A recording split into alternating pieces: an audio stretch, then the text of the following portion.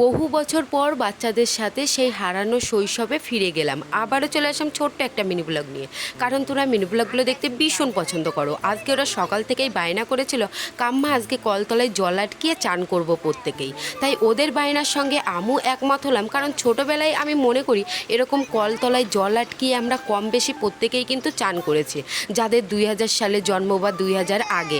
তো যাই হোক, আজকে ওদের সঙ্গে এরকম হারানো শৈশবে ফিরে গিয়ে সত্যি ভীষণ আনন্দ করেছি, আর সেই ছোটোবেলার কথাগুলোও অনুভব করেছে। তাই এখানে আমরা সকলেই মিলে কাদামাটি মেখে বেশ ভালো করে কিন্তু কলতলার যে মুখটা ছিল সেটা বন্ধ করে দিয়ে তিনজনে মিলে বেশ মজা করে কিন্তু এই জায়গাটায় চান করে নিয়েছি।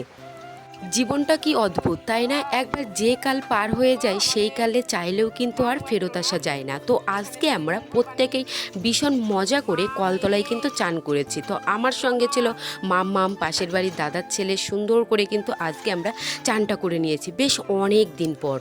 মাঝে মধ্যে সত্যি কথা বলতে এই বাচ্চাদেরকে দেখে আমার নিজেরই হিংসা হয়।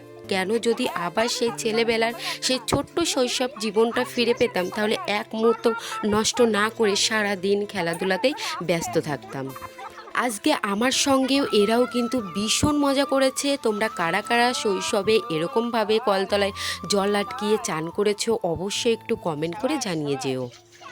আজকে চান করার পরে এরা বায়না করে বসেছে যে প্রত্যেক রবিবারেই এরকমভাবেই কলতলায় জল আটকিয়ে সেটা আমার সঙ্গে চান করবে। তো সবার ফার্স্টে কাদামাটি মেখে ইটটা বসিয়ে দিয়ে কাদাগুলো বেশ চতুর্দিকে দিয়ে কিন্তু আটকিয়ে দিয়েছি। আর এই জায়গাটাই কিন্তু আজকে আমরা শ্যাম্পু দিয়ে একেবারেই প্রত্যেকেই কিন্তু চানটা সেরে উঠেছি।